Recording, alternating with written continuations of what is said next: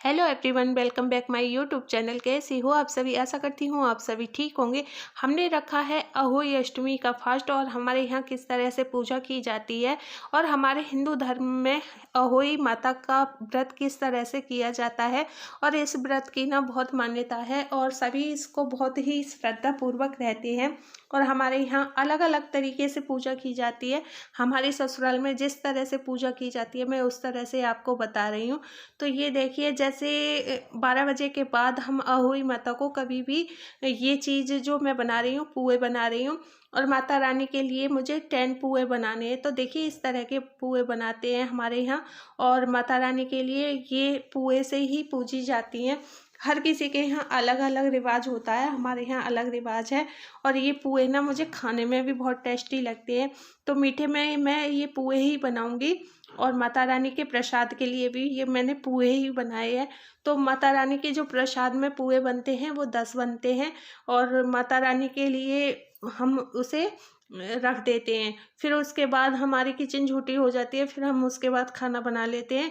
और जो हम शाम को व्रत के बाद खाना खाएंगे वो शाम को बनाएंगे। लेकिन जो माता रानी का भोग बनाते हैं, जो प्रसाद में ये पुए हमने जो बनाए हैं, छुट्टी नहीं होनी चाहिए। उसके बाद हम दोपहर का खाना बनाते हैं। इस तरह से हम खाना भी बना लेते हैं और माता रानी का प्रसाद भी बन जाता है। और वैसे तो गांव में जब पहले चूल्हे पर जब खाना बनाते थे तो उससे पहले साफ करके माता रानी का प्रसाद बनाते थे। अब तो गैस है तो गैस को तो इस तरह से ही साफ कर लेते हैं। और मैंने पुआ बनाने के बाद वो बना दी है सब्जी। ये मेरी दोपहर वाली सब्जी है। इसके बाद सभी खाना खा लेंगे और मेरा तो फास्ट है, मुझे उसके बाद पूजा भी करनी है दोपहर वाली। तो मुझे अभी कथा भी सुननी थी, इसलिए मैंने जल्दी जल्दी ये आलू गाजर की सब्जी मैंने अपने बच्चों के लिए बना दी है।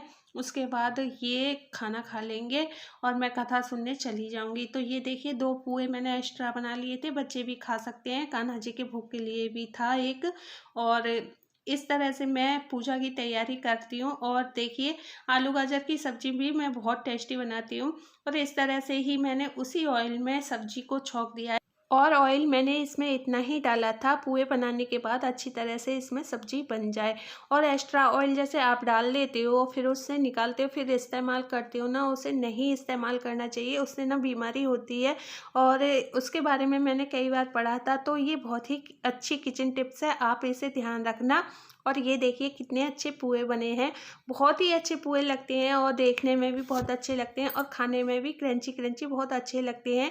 और ये देखिए मैंने ये करारा अपने लिए बनाया था, बहुत अच्छा है। और इसके अंदर ना जैसे बनाती हूँ जाली बनती है, इन्हें वैसे मालपुए भी बोलते हैं, बहुत अच्छे लगते हैं।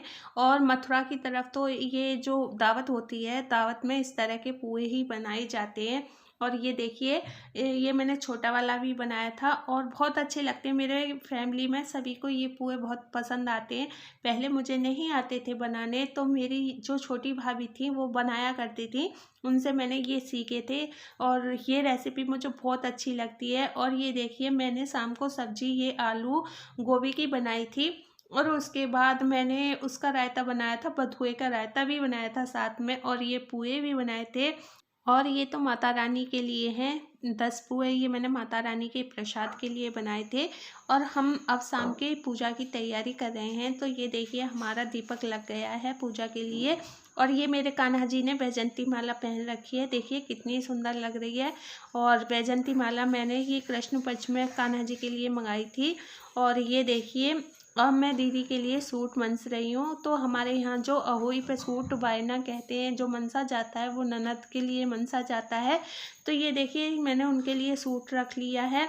और ये अहोई माता की ये किताब है, इसे हम किताब तो हमारे यहाँ दोपहर को पढ़ लेते हैं पूजा करते ही टाइम।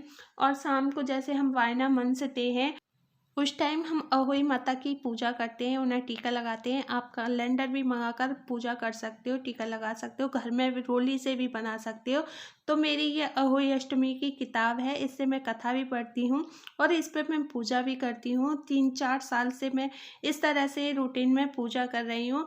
और ये किताब ना दोनों काम कर देती है, मेरे पूजा भी हो जाती है इससे और मेरी कहानी भी मैं सुन लेती हूँ। तो इसे मैं बहुत ही संभाल कर रखती हूँ। और आपके यहाँ जैसे अहोई किसके लिए दी जाती है? हमारे यहाँ अहोई नंद के लिए दी जाती है। और ये सूट जो हम मनसेंगे वो हमारे यहाँ नंद का होता है और उसे हम अच्छी तरह से कलावे में लपेट के रख देते हैं, क्योंकि कलावा ना शुभ होता है। अगर आपके पास उस टाइम कोई कपड़ा ना हो तो आप पैसे भी मंस सकते हैं, ये आपकी श्रद्धा है। लेकिन आप जब पूरे दिन व्रत रखते हो तो कुछ ना कुछ दान जरूर करना चाहिए। और जो अपने मान के लिए या सासू माँ के लिए दान करते हैं वो दान सबसे बड़ा होता है, ये माना जाता है। तो इस तरह से हम व्रत रखते हैं। करवा चौथ जब व्रत रखते हैं तो वो सास के लिए मनसी जाती है, अहोई हमारे यहाँ नंद के लिए मनसी जाती है। और इस तरह से हम पूजा कर लेते हैं। और हम मंदिर के लिए भी दीपक बना रहे हैं। अहोई के लिए भी मैंने एक दीपक बनाया जो हम तारे को अर्घ दे के वहाँ रख के आएंगे। ये थी मेरी अहोई अष्टमी की पूजा। जिस तरह से मैं पूजा करती हूँ मैंने उस तरह से मैंने आपको बताया है। और माता रानी सभी का भला करते हैं, बस मन में उनके प्रति श्रद्धा होनी चाहिए और भाव होने चाहिए। आपका मन यदि साफ है तो माता रानी आपका भला करेंगी। अगर आप अहोई माता का व्रत रखना चाहते हो तो इस तरह से हमारे यहाँ व्रत रखा जाता है। और ये मेरे दीपक तैयार हो गए हैं मंदिर जाने के लिए। हमारा ये डेली का रूटीन है। मैं और मेरे हस्बैंड डेली मंदिर जाते हैं। अब मैं अहोई माता की पूजा कर रही हूँ।